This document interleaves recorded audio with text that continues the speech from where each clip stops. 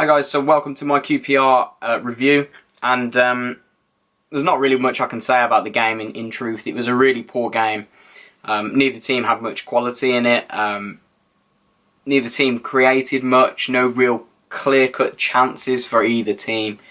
And what was really a horrible lower mid-table championship game and was not an advert for the league itself. We didn't start off particularly well. We had a chance early on with Hotter's free kick. It hit the wall, come back out to him. We didn't really get much out of that. We scrambled it. QPR managed to scramble it away. A few good set pieces first half, maybe. Hotter with a few good deliveries from corners and free kicks where he managed to get Harley Dean around the back post, but we couldn't quite get a good connection or get it back across goal. But all in all, we didn't really open them up too many chances. Probably the key talking point for the first half was actually Hotter looked like he could have had a penalty when he was, he's knocked over inside the box. Didn't really see too much of it, so I would have to watch it again. I won't call whether it was a penalty or not. I thought it was, but I would say that, wouldn't I? It wasn't really much, it wasn't a clear-cut penalty. So, and then the first half really, didn't have much. Maybe QPR had one or two small openings. We didn't really let them have any shots on target. Second half again, we didn't really open them up. It was such a poor game. It was too stop-start. The referee didn't let the game flow. I just want to mention about the referee quickly. It was another shocking, typical championship referee performance. Jeremy Simpson, I think it was. I know that because Emily's fuming at him. So she got the name, so I'm not sad enough to look it up, so don't mock me. Just didn't let the game flow. A lot of things he missed that he should have been given. There was like a couple of balls that went about 3 yards over the line for like goal kicks and that, and he just let play on. None of the officials were up with the game. A lot of fouls he gave, which were not fouls. I thought QPR, went to the ground pretty easily, and it's just one of them horrible games. It's really scrappy. As Gary Monk said in his after-match interview, it was a scrappy game, and I couldn't agree more. QPR maybe could have nicked it towards the end with a few chances. I think Matt Smith hit the post, and then there was a foul in the box. So either team could have claimed the stake for trying to nick it, but all in all, I thought the draw was a fair result. It was a really poor game. Neither team had much in them. And I was really surprised, actually, because that's not the Blues we've come to know under Monk. We really didn't have any openings. And considering how many shots we've taken this season in the Championship, that's really... again, it was a surprising thing. But I've got to mention this right now.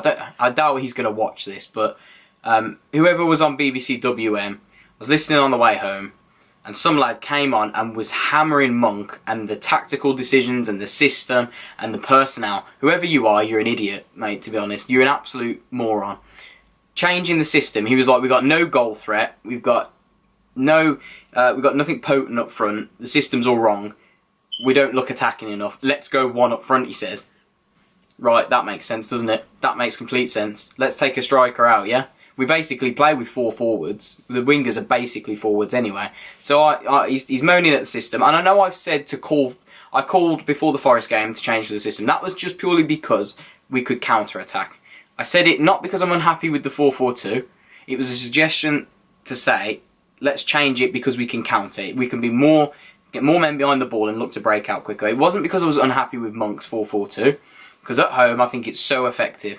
It wasn't effective today, but that doesn't mean it's not going to be effective against West Brom. Because QPR came for the point initially, shut up shop, didn't allow us anything. They did it well. They executed their game plan well. And then this guy is moaning about Jukovic. What does Lucas Jukovic... Richard Wilford was saying on the radio, well, he scored a great header last week. Exactly.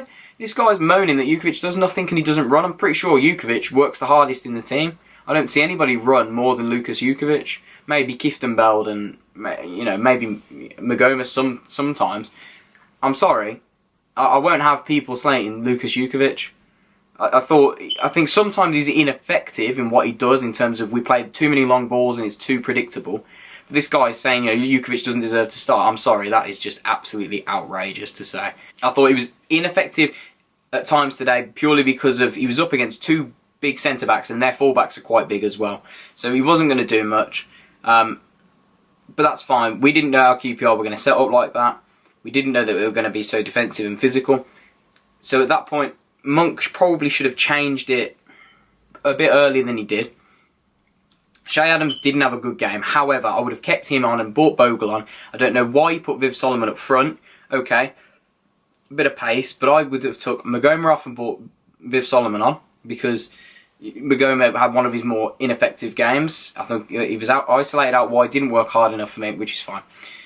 Would have brought him on for Viv Solomon. I would have brought on Bogle on for Jukovic, not because Jukovic is poor, not because he doesn't deserve to start, but simply because he was being isolated and hounded out. Every chance he got on the ball, he was being pulled to the ground, he was being tugged to the ground, he was being manhandled. The referee didn't see it. Useless refereeing performance.